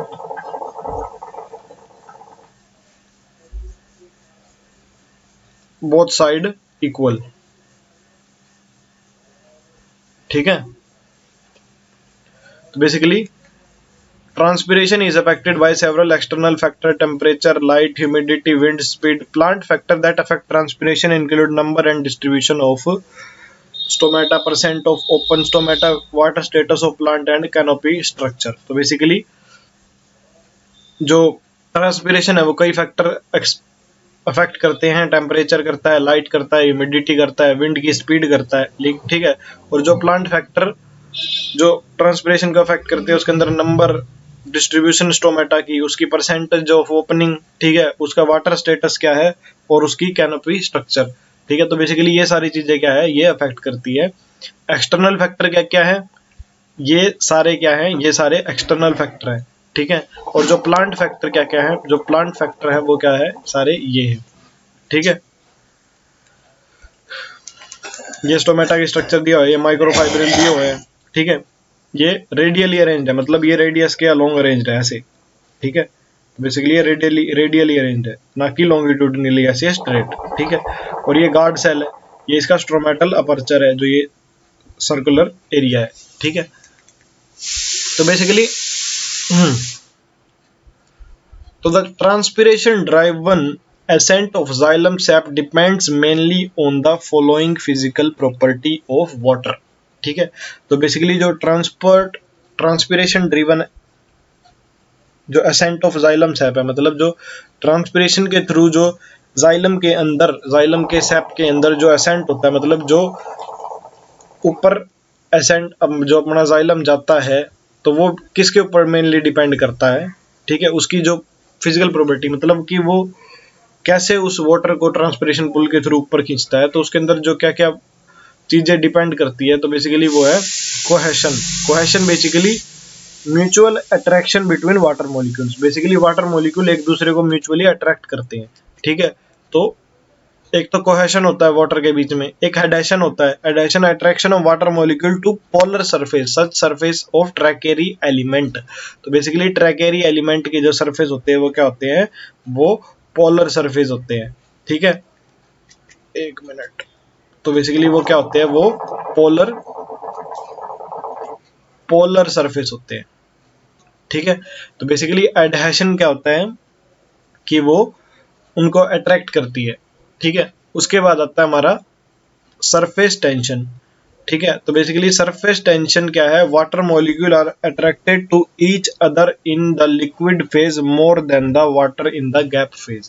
तो बेसिकली जो वाटर मॉलिक्यूल है वो अट्रैक्ट एक दूसरे से होते हैं लिक्विड फेज में, ठीक है। जो वाटर मॉलिक्यूल है वो एक दूसरे से कैसे, लिक्विड फेज में, more than to water in the gap phase basically. तो बेसिकली लिक्विड फेज में एक दूसरे से अट्रैक्ट होते हैं in comparison to gas phase, ठीक है। तो मतलब एक टेंशन होती है ना, सरफेस टेंशन, आपको पता हो तो बेसिकली वाटर की ऐसे ऐसे अगर आपने कैपिलरी में पढ़ा हो तो वो सरफेस टेंशन की वजह से होता है, ठीक है। सरफेस वाटर पे फोर्स लगाता है।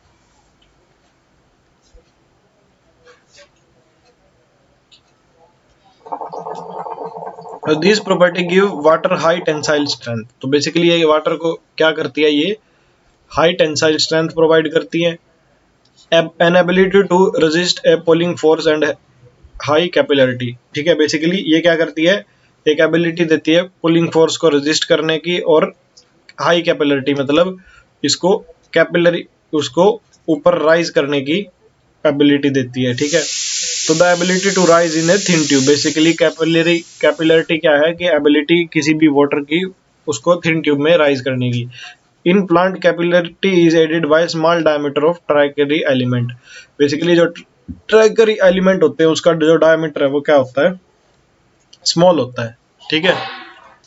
और वो ट्राइकेरी एलिमेंट बेसिकली ट्राइकिड और वेसल होते हैं। तो बेसिकली मेन जो ट्रांसपोर्ट में जाइलम के जो काम करते हैं वो ट्राइकिड और वेसल ही करते हैं, ठीक है। The process of photosynthesis require water, ठीक है। जो फोटोसिंथेसिस की जो प्रोसेस है उसको वाटर की रिक्वायरमेंट है। The system of xylem vessel from root to the leaf vein can supply the needed water. तो जो सिस्टम है जाइलम वेसल का रूट से लेके लीफ तक, ठीक है, उसको भी वाटर की सप्लाई की जरूरत है। But what force does the plant use to move water molecule into the leaf parenchyma cells, ठीक है। तो क्या फोर्स है कि जो यूज करता है, as water evaporates through the stomata since the thin film of water over the cell is continuous. Basically एक थिन फिल्म वाटर की क्या होती है, कॉन्टिन्यूअस होती है। जैसे मैंने बताया कि वाटर ट्रांस लीफ से लीफ से क्या होगा, ट्रांसपायर होगा, ठीक है। तो बेसिकली इधर वाटर का लॉस होगा, तो उसकी कॉन्टिन्यूटी मेंटेन करने के लिए एक पुल जनरेट करेगा, ठीक है, जाइलम के अंदर, तो result in pulling of water. तो बेसिकली उसके अंदर क्या होता है, थिन फिल्म वाटर की क्या होती है, कॉन्टिन्यूस होती है, ठीक है। तो बेसिकली अगर उसके अंदर वाटर की स्कार्सिटी होगी, मतलब अगर वो फिल्म टूट, मतलब वो जो कॉन्टिन्यूटी है वो टूटेगी, तो वो क्या करेगी, एक पुल जनरेट करेगी molecule by molecule into the leaf from the xylem, ठीक है। और वो जाइलम के अंदर क्या करेगी, पुल क्रिएट करेगी, as because of lower concentration of water in the atmosphere as compare to substomal cavity intercellular spaces, water diffuse into the surrounding air and this create a pull.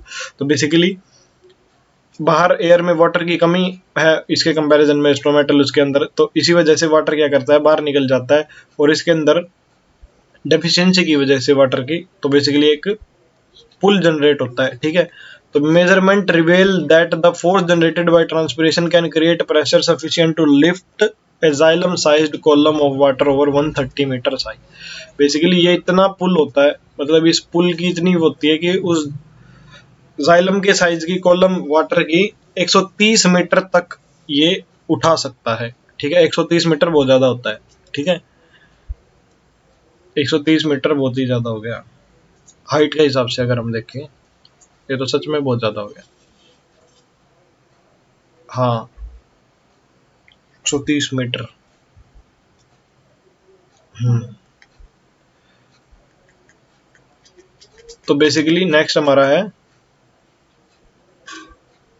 Water movement in the leaf evaporation from the leaf set up a pressure gradient between the outside air and the air spaces of the leaf. The gradient is transmitted into the water filled xylem. तो basically इसके अंदर क्या है कि water बाहर जा रहा है, ठीक है, स्ट्रोमेटल पोर से, इधर वाटर की स्कार्सिटी हो रही है, ठीक है। तो बेसिकली फिर वो कहाँ से, जाइलम से वाटर क्या कर रहा है, पुल जनरेट कर रहा है और जाइलम से वाटर को खींच रहा है। बेसिकली ये थोड़ा सा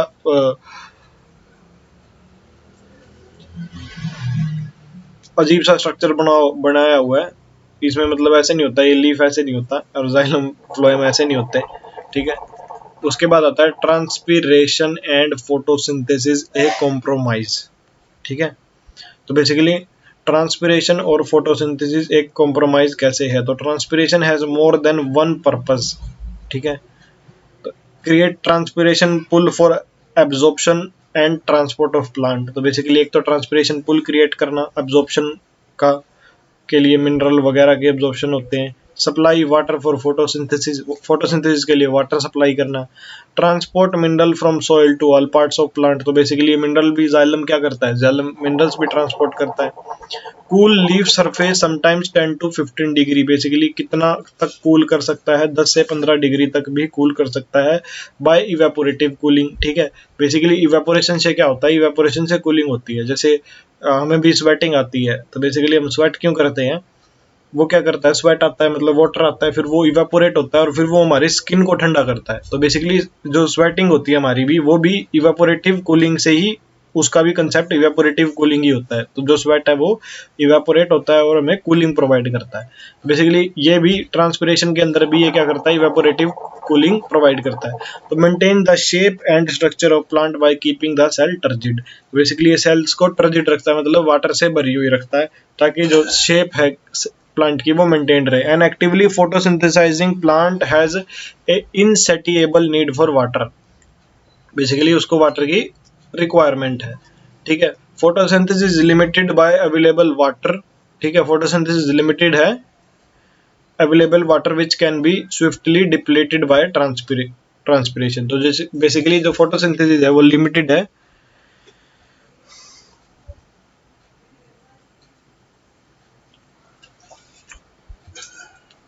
the humidity of rainforest is largely due to this vast cycling of water from root to leaf to atmosphere and back to soil. तो बेसिकली इतना ज्यादा ट्रांसपिरेशन होता है, मतलब लीफ से इतना ज्यादा वाटर निकलता है, तो बेसिकली जो रेन फॉरेस्ट होते हैं, ठीक है, जो ट्रॉपिकल रेन फॉरेस्ट होते हैं, तो उनके अंदर जो ह्यूमिडिटी का कारण है वो यही होता है कि उधर ग्रीन ट्रीज बहुत ज्यादा होते हैं और उनके अंदर ट्रांसपिरेशन बहुत ज्यादा होता है, ठीक है। The evolution of C4 photosynthetic system is probably one of the strategy for maximizing the availability of CO2 while minimising water loss. Basically जो इवोल्यूशन है C4 प्लांट का, मतलब जो C4 प्लांट का जो फोटोसिंथेटिक सिस्टम है, बेसिकली वो क्या करता है, वो मैक्सिमाइज कर देता है CO2 की जो यूज है और मिनिमाइज कर देता है वाटर लॉस को। ठीक है, तो basically C4 plant are twice as efficient as C3 plant in terms of fixing carbon dioxide making sugar. तो बेसिकली जो C4 प्लांट होते हैं वो एटलीस्ट 2 गुना ज़्यादा एफिशिएंट होते हैं in comparison to C3 plants. ये क्वेश्चन पूछा जा सकता है कि C3 प्लांट और उसके अंदर एज सच कितना डिफरेंस होता है, मतलब कितनी एफिशिएंसी का कितना डिफरेंस होता है। However a C4 plant loses 1/2 as much water as C3 plant of the same amount. Basically C3 plant की जो एफिशिएंसी है C4 प्लांट की, वो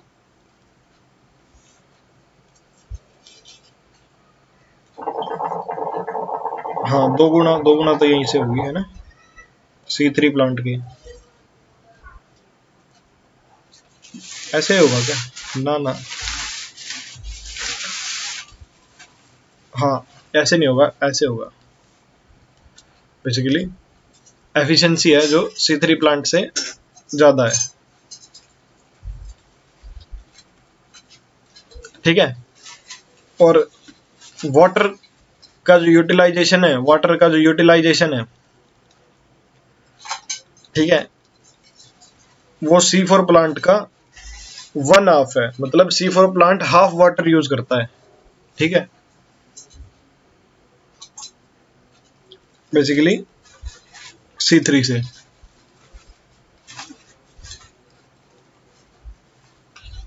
इसमें मैथ की टर्म में छोड़ो, आप ऐसे ही समझ लो। ठीक है, बेसिकली क्या है कि C4 प्लांट 2 गुना ज़्यादा एफिशिएंट होते हैं, ऐसे ही समझ लो। ठीक है, C3 से, और आधा पानी C3 से कम करते हैं, मतलब एक तो पानी भी कम यूटिलाइज करते हैं और एफिशिएंट भी ज़्यादा है।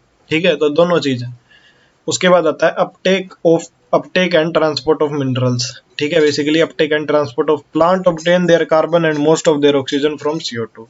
ठीक है, बेसिकली प्लांट क्या करते हैं, अपने कार्बन और ऑक्सीजन CO2 से ही लेते हैं in atmosphere. However their remaining nutritional requirement are obtained from water and mineral in the soil. और जो रिमेनिंग न्यूट्रिशनल रिक्वायरमेंट है वो किसके थ्रू पूरी होती है, वो मिनरल और वाटर सॉइल के थ्रू पूरी होती है। ठीक है, उसके बाद आता है अपटेक ऑफ मिनरल आयंस। ठीक है, तो बेसिकली अब जो मिनरल्स आयन है वो कैसे प्लांट लेता है। ठीक है, तो बेसिकली अब वो हम पढ़ेंगे। ठीक है,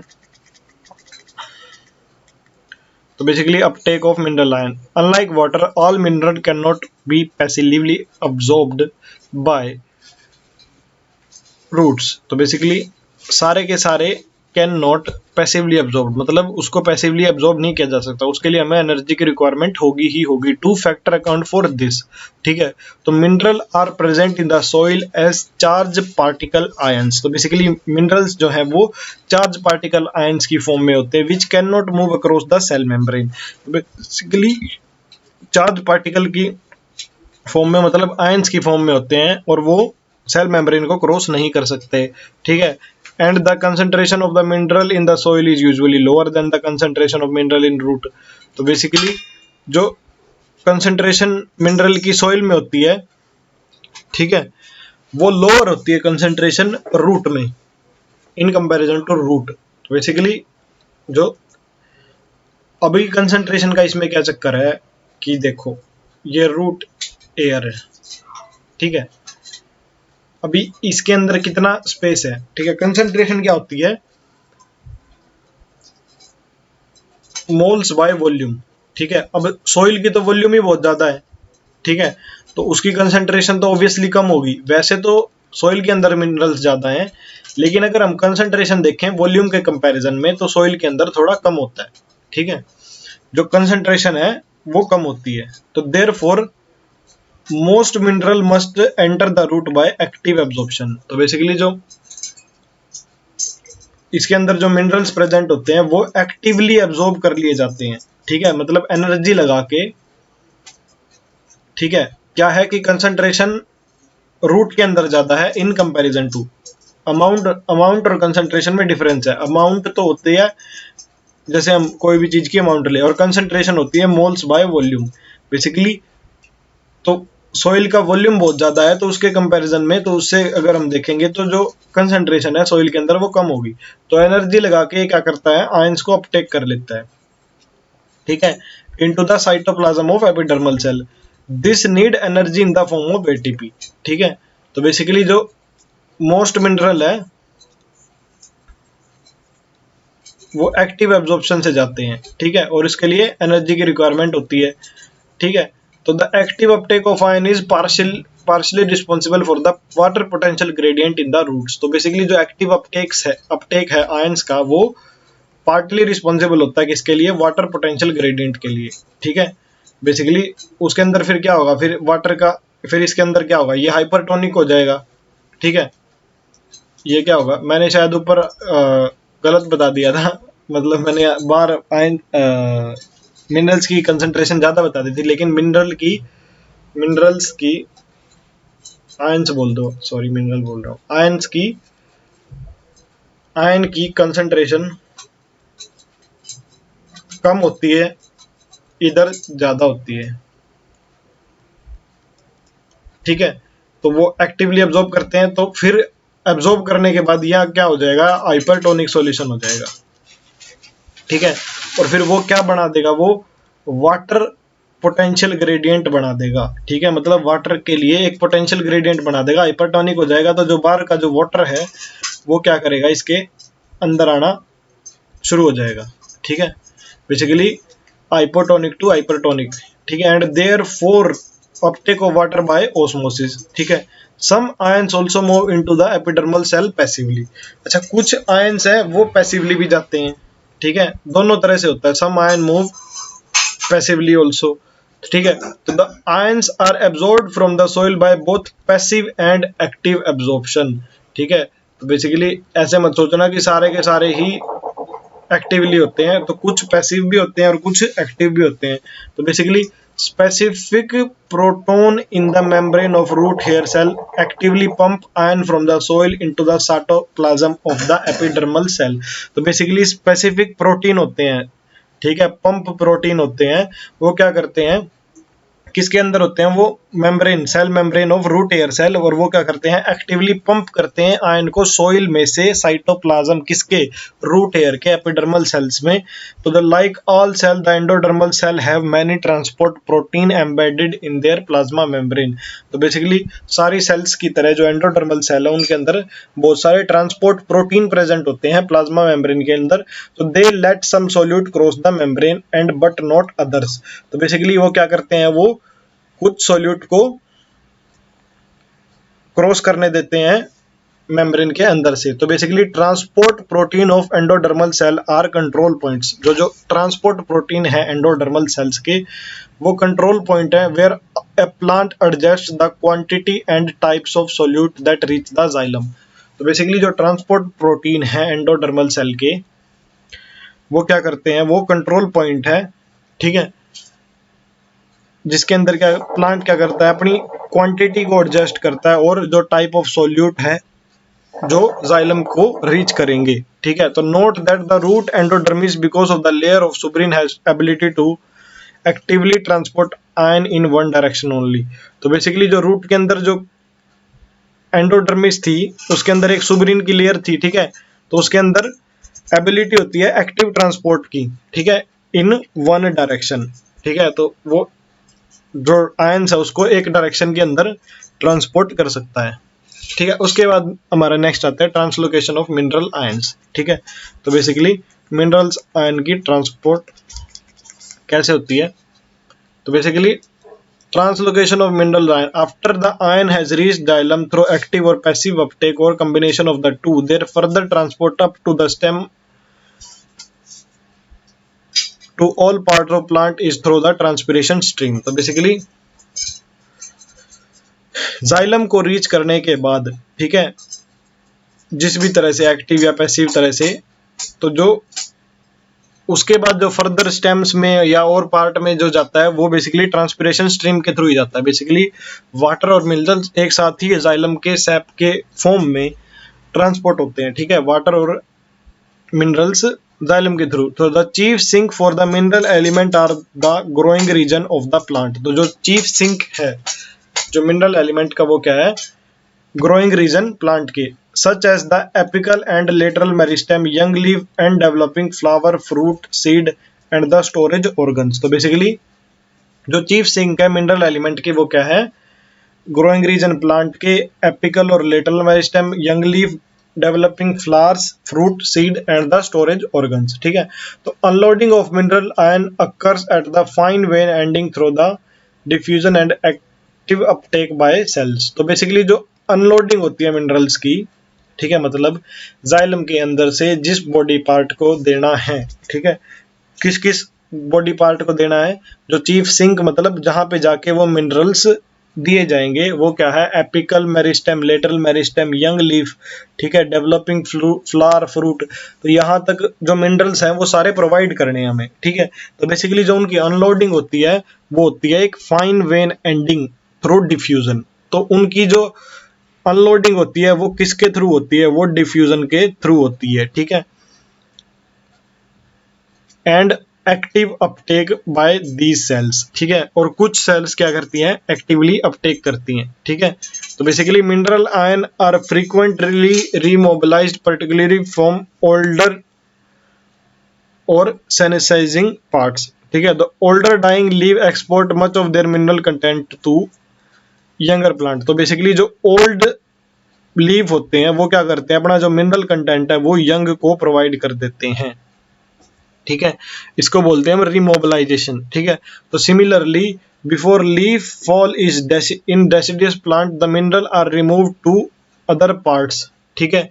element most readily mobilised are phosphorus, sulphur, nitrogen and potassium.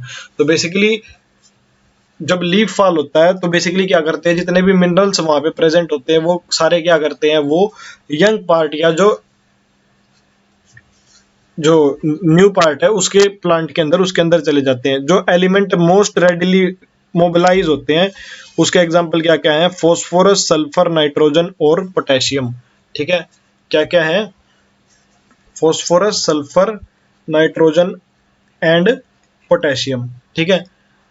Some element that are structural component like calcium are not remobilised. Basically जो स्ट्रक्चर के कंपोनेंट हैं, जो स्ट्रक्चर में काम करेंगे, वो रिमोबिलाइज नहीं हो सकते। तो इसका एग्जांपल जो नॉन मोबिलाइज्ड है, मतलब जो मोबिलाइज नहीं हो सकते, जो नॉट मोबिलाइजिंग है, ठीक है, वो कौन से हैं, कैल्शियम, ठीक है। इसका क्या एग्जांपल है, कैल्शियम, ठीक है। उसके बाद आता है an analysis of the xylem exudates show that though some of the nitrogen travel as inorganic ions, ठीक है। कुछ नाइट्रोजन कैसे ट्रेवल करती है, inorganic ion, much of it is carried in the organic form of as amino acid and related compound. तो basically जो xylem के exudate होते हैं, मतलब जो जाइलम को हम काटते हैं तो जो बाहर निकल के आता है, तो उसके अंदर क्या होता है, नाइट्रोजन कैसे ट्रेवल करती है, इनऑर्गेनिक आयन की फॉर्म में, और much of it is carried as organic form as amino acid, ठीक है। तो मेजरली इसके थ्रू किसके थ्रू होता है, ऑर्गेनिक फॉर्म किसकी, अमीनो एसिड की, या फिर उसके रिलेटेड जो कंपाउंड होते हैं। Similarly small amount of phosphorus and sulphur are carried as organic compound, ठीक है। तो बेसिकली ऐसे ही जो कुछ अमाउंट किसकी, फॉस्फोरस की और सल्फर की, वो ऑर्गेनिक कंपाउंड की तरह कैरी कर ली जाती है, ठीक है। In addition small amount of exchange of material does takes place between xylem and phloem, ठीक है। उसी के एडिशन में जो स्मॉल अमाउंट है जो मटेरियल का एक्सचेंज की, वो भी हो जाता है, ठीक है। Hence it is not that we can clearly make a distinction and say category that xylem transport only inorganic nutrients. तो बेसिकली हम ये नहीं कह सकते सिर्फ के जाइलम सिर्फ इनऑर्गेनिक न्यूट्रिएंट ही ट्रांसपोर्ट करता है, while phloem transport only organic material as well as traditionally believed. Basically क्या है, ये चीज दिमाग में रखना कि फॉस्फोरस और सल्फर के ऑर्गेनिक कंपाउंड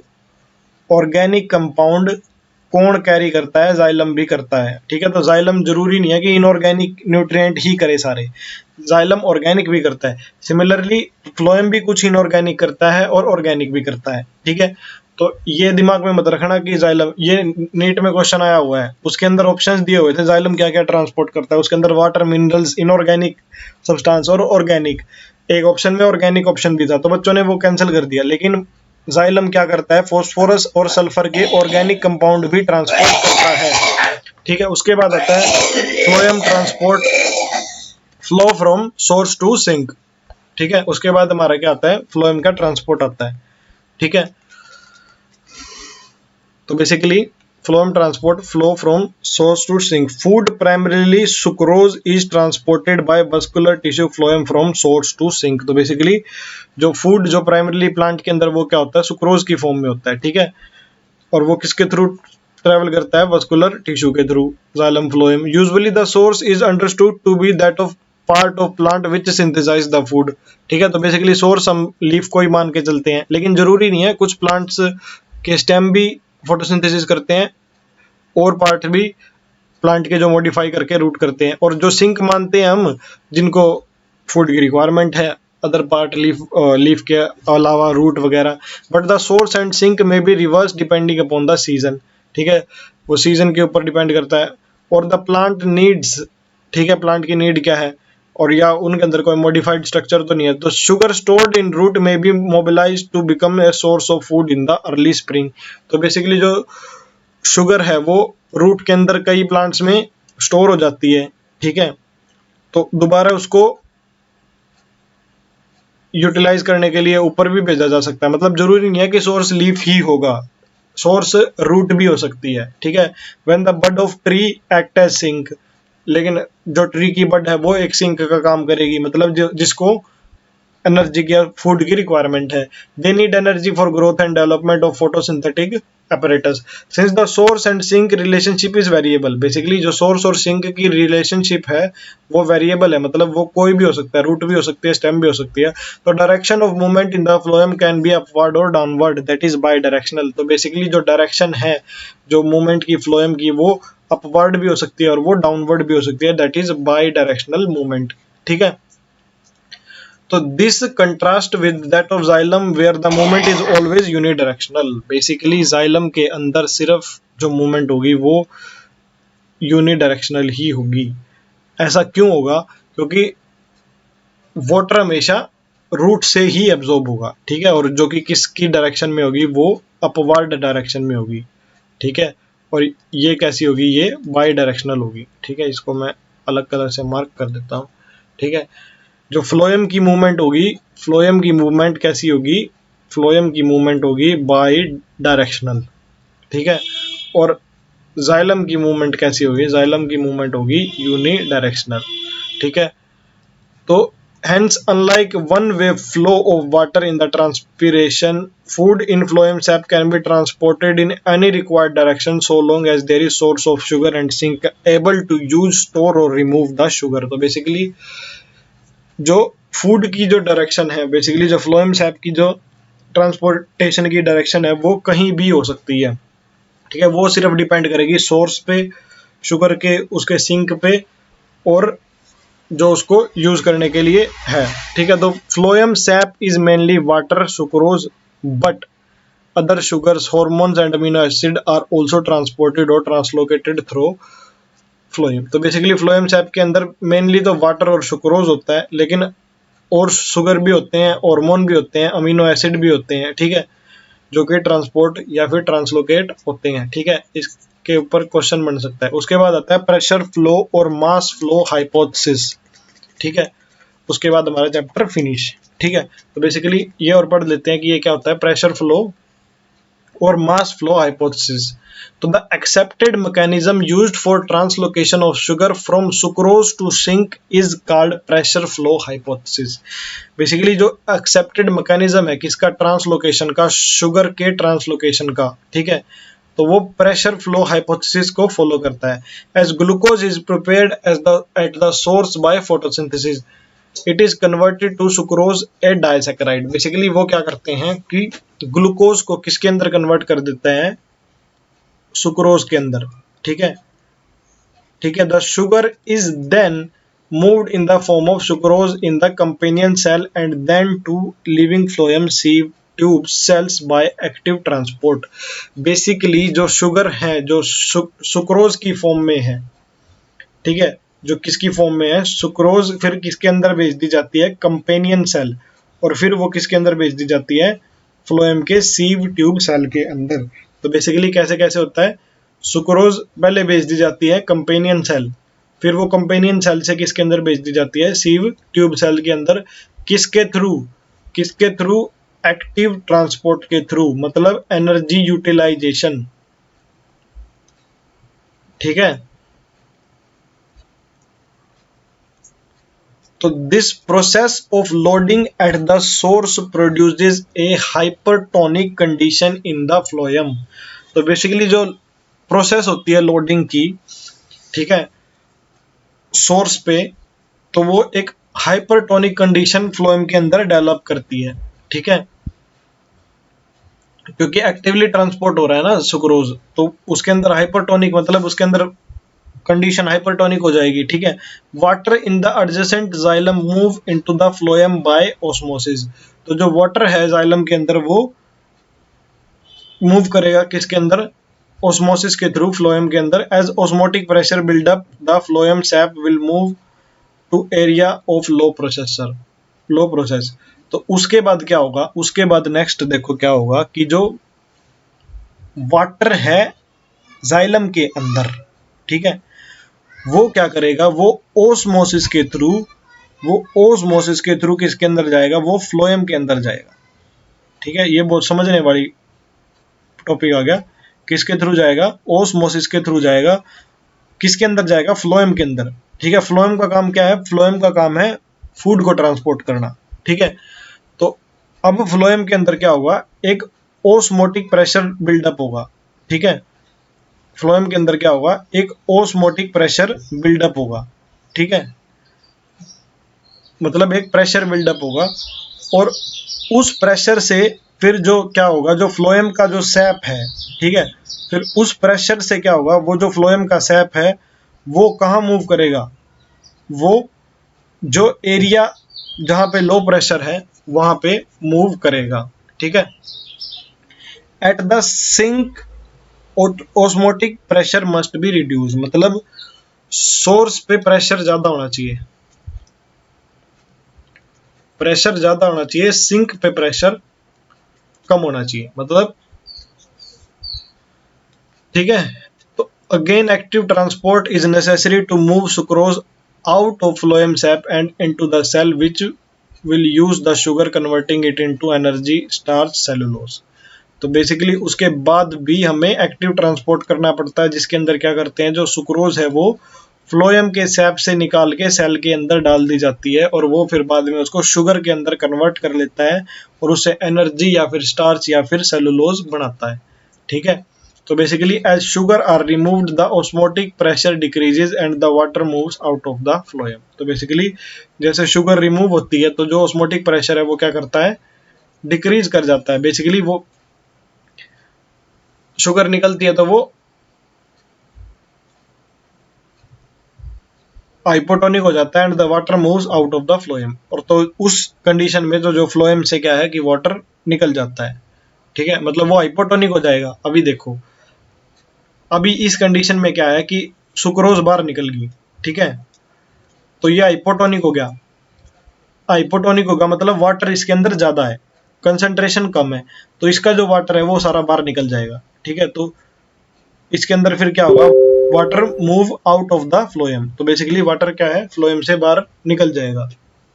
ठीक है, तो basically to summarise the movement of sugar in the phloem begins at the source. तो बेसिकली जो मूवमेंट है शुगर की फ्लोएम के अंदर वो शुरू होती है where sugar are loaded actively transported into the sieve tube. ठीक है, तो बेसिकली अगर हम समराइज करें इसको, तो बेसिकली जो मूवमेंट है शुगर की वो फ्लोएम के अंदर शुरू होती है। ठीक है, और शुगर कैसे लोडेड होती है, एक्टिवली ट्रांसपोर्ट के थ्रू लोड होती है। ये नीट के अंदर भी क्वेश्चन आया हुआ है। तो बेसिकली शुगर कैसे लोड होती है, एक्टिवली ट्रांसपोर्ट के थ्रू, किसके अंदर, सीव ट्यूब के अंदर। तो basically loading of the phloem set up A water potential gradient that facilitate the mass movement in the phloem. तो बेसिकली जो लोडिंग है फ्लोएम की, वो क्या करती है, एक वाटर का पोटेंशियल ग्रेडियंट जनरेट करती है, जो कि मास मूवमेंट, बेसिकली फ्लोएम की जो मास मूवमेंट है उसको फैसिलिटेट करता है। तो phloem tissue is composed of sieve tube which form long column with holes in their end wall called sieve plate.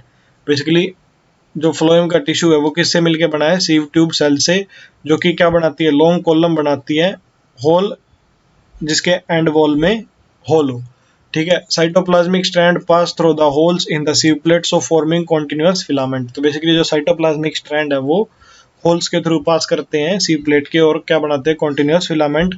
As hydrostatic pressure in the sieve tube of phloem increases, pressure flow begins and the sap moves through the phloem. तो basically जो hydrostatic pressure है, ठीक है, वो sieve tube के अंदर increase करेगा, और जो प्रेशर का जो फ्लो है वो शुरू होगा, और जो सैप है वो कहाँ मूव करेगा, फ्लोएम के थ्रू मूव करेगा, ठीक है। Meanwhile at the sink incoming sugar are actively transported out of the phloem. तो बेसिकली सिंक के अंदर फिर दोबारा वो जो इनकमिंग शुगर है वो एक्टिवली ट्रांसपोर्ट होगी and removed as complex carbohydrate. वो कैसे रिमूव होगी, सुक्रोज की फॉर्म में वो रिमूव होगी, ठीक है। And the loss of solute product A high water potential in the phloem, ठीक है। और जो लॉस है सोल्यूट का वो क्या करेगा, एक हाई वाटर पोटेंशियल फ्लोएम के अंदर जनरेट करेगा, and the water passes out returning eventually to the xylem. और क्या करेगा, वाटर पास आउट करेगा, और वो तो बेसिकली तो जो लॉस ऑफ सोल्यूट है वो क्या करता है, एक हाई वाटर पोटेंशियल जनरेट करता है और वाटर पास आउट करता है, और वो दोबारा फिर उसके अंदर क्या है, मतलब जहाँ पे हमें फूड प्रोवाइड करना है तो उसके अंदर क्या होगा, सोल्यूट का लॉस होगा, ठीक है। मैंने बताया था, इधर बताया था, ये यहाँ पे, तो सोल्यूट का लॉस होगा, तो उसके अंदर फिर वो वाटर दोबारा उसके अंदर फिर वाटर लॉस होगा, क्योंकि वो हाइपोटोनिक हो जाएगा, ठीक है। तो फिर वो वाटर लॉस होगा, तो वो दोबारा जाइलम के पास आ जाएगा water. A simple experiment called girdling was used to identify the tissue through which food is transported. तो बेसिकली गर्डलिंग के थ्रू हम पता कर सकते हैं कि किस टिश्यू से ट्रांसपोर्ट होगा। On the trunk of the tree a ring of bark up to depth of phloem layer can be carefully removed. तो बेसिकली एक ट्री की ट्रंक पकड़ेंगे, मतलब ट्री है, ठीक है, उसकी ट्रंक को ऐसे काट देंगे, ठीक है। In the absence of downward movement of food the portion of the bark above the ring on the stem become swollen after few weeks. तो बेसिकली जो डाउनवर्ड मूवमेंट उसकी रुक जाएगी, बेसिकली इसकी बार्क को ही काटेंगे, कुछ पार्ट इसका काटेंगे, ठीक है। This simple experiment show that the phloem is the tissue responsible for translocation of food and the transport take place in one direction, that is towards the root. This experiment can be performed by you easily. Basically इसके अंदर क्या है कि tree की trunk से हम एक ring निकाल लेंगे बार्क की, बेसिकली जिसे ये सर्कुलर ऐसे राउंड होगा ना, तो इसके अंदर से जो बार्क का एरिया है ना, जिसके अंदर फ्लोएम प्रेजेंट होता है, वो रिमूव कर लेंगे। बेसिकली सिर्फ